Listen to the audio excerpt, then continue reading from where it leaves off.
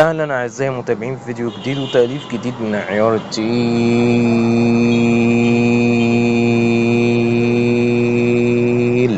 جدا.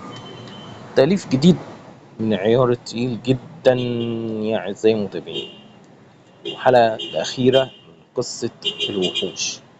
النهاردة احنا يوم 30 يونيو بنصور الحلقة الأخيرة من التأليف في قصة بدأنا تأليفها من أول شهر رمضان، والنهاردة احنا في الفيديو ده بنعرض الحلقة الأخيرة من القصة.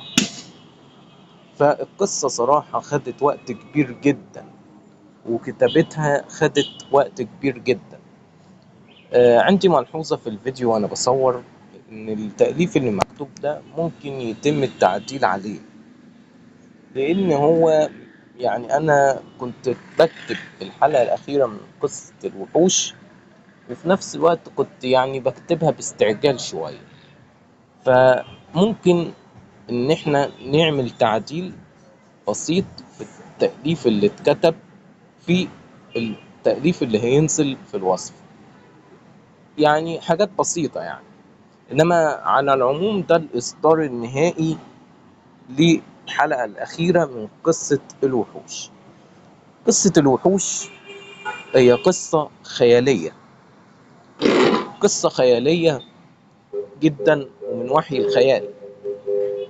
بدأنا كتابتها في أول شهر رمضان، وكان نفسي صراحة إن القصة نخلص تأليفها في رمضان برضو، بس للأسف يعني الظروف ما كانتش سامحة لينا إن إحنا نخلص تأليف القصة في خلال شهر رمضان، واضطرينا إن إحنا نأجل ونستبعد أيام، وكان حوار كبير يعني.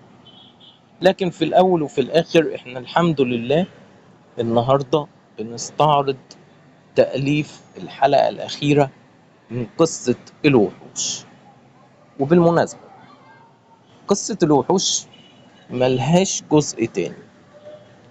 طبعا الخبر ده ممكن يزعل البعض، ممكن يكون مفرح للبعض، لأن البعض شايف إن القصة يعني خيالية فملوش داعي إن يتعمل ليها جزء تاني، والبعض الآخر شايف إن القصة لا مثيل لها وإن هي رائعة جدا، ولكن حتة إن ملهاش جزء تاني ديت مزعلة جزء من الناس.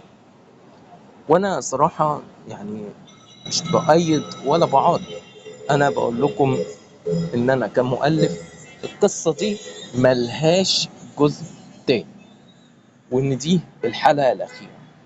فيجي واحد من المتابعين دلوقتي يسألني طب هي القصة ليه ملهاش جزء تاني يا عم المؤلف ليه؟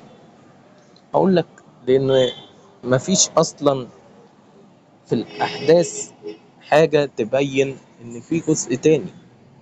الحلقة الأخيرة من القصة بتبين قد إيه إن القصة دي نهايتها هتكون نهاية محزنة جدا. أيوة، نهاية القصة نهاية محزنة وليست نهاية سعيدة، وده اللي احنا خبيناه عنكم يا أعزائي المتابعين. ما قلناش لحد تماما إن القصة هتكون نهايتها حزينة، وإن في نهاية القصة الوحوش هتدمر كوكب الأرض بالكامل.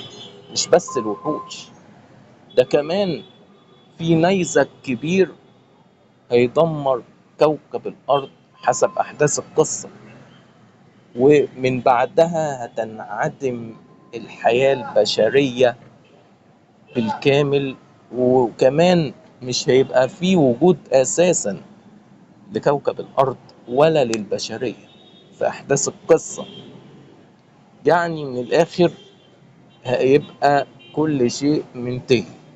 هو كوكب الأرض في أحداث القصة موجود، لكن البشر كلهم انقرضوا حسب أحداث القصة وحسب اللي أنا كتبته في تأليف القصة.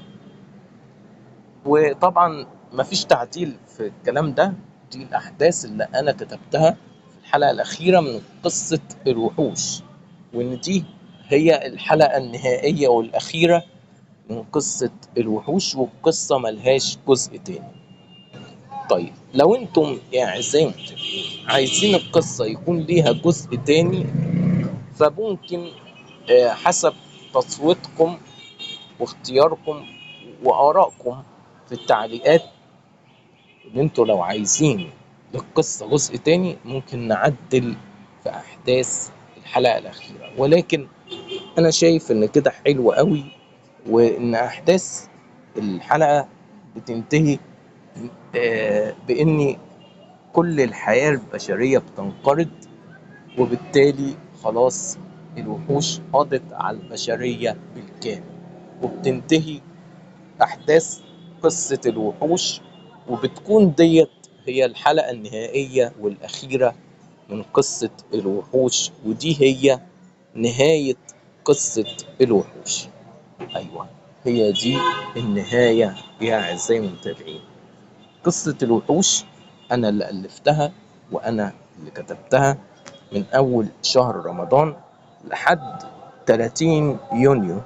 أنا فضلت أكتب في القصة دي، والنهاردة خلاص بقول لكم وصلنا للنهاية، وخلاص كده قصة الوحوش خلصت.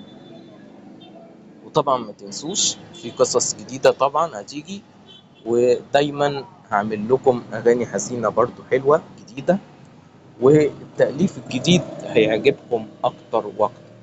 وبس كده يا أعزائي المتابعين، أتمنى يكون القصة عجبتكم، وأشوفكم في فيديو جديد. مع السلامة.